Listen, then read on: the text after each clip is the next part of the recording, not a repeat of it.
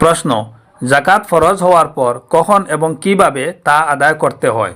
উত্তর, নিসাব পরিমাণ সম্পদের উপর চন্দ্রমাসের হিসেবে 1 বছর অতিবাহিত হলে বছর শেষে সম্পূর্ণ সম্পদের হিসেব করতে হয়। সম্পূর্ণ সম্পদের 40 ভাগের 1 ভাগ অর্থাৎ 2.5% জাকাত হিসেবে গরিব মিসকিনকে দিতে হয়। প্রশ্ন, জাকাত আদায় না করলে কি হবে? উত্তর, জাকাতের ব্যাপারে যে কৃপণতা করলো অথবা কম আদায় করলো তার জন্য রয়েছে কঠোর শাস্তি। আল্লাহ যাকে সম্পদ দিয়েছেন অতঃপর সে এর জাকাত আদায় করল না, কিয়ামতের দিন ওই সম্পদসমূহকে আগুনে উত্তপ্ত করে তাদের কপালে, পার্শ্বে এবং পিঠে সেক দেওয়া হবে।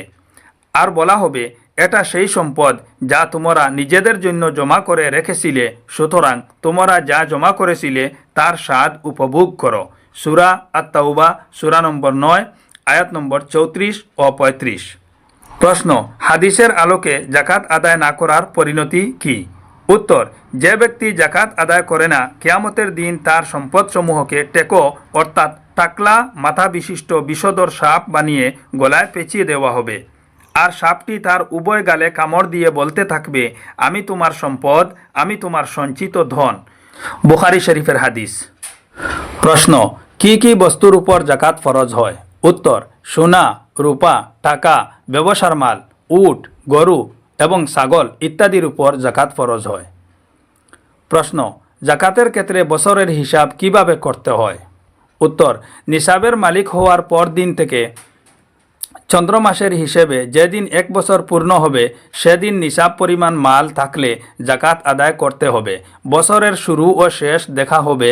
বছরের মধ্যখানে নিসাব কমে গেলেও অসুবিধা নেই, তবে বছরের মধ্যখানে সম্পূর্ণ মাল শেষ হয়ে গেলে পূর্বের হিসাব আর বাকি থাকবে না। আবার যেদিন নিসাবের মালিক হবে সেদিন থেকে বছরের হিসাব শুরু হবে।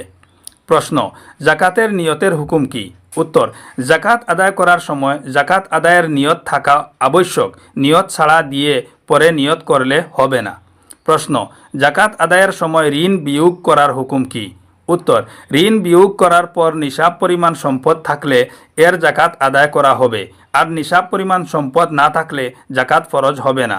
তবে যেসব ঋণ দিয়ে ব্যবসায়িক এমন বস্তু ক্রয় করা হয় যার মূল্যের উপর সাধারণত জাকাত আসে না, যেমন মেশিনারিজ, ইন্ডাস্ট্রি ইত্যাদি ক্রয় করার জন্য নেওয়া ঋণ, এমন ঋণ বিয়োগ করা যাবে না।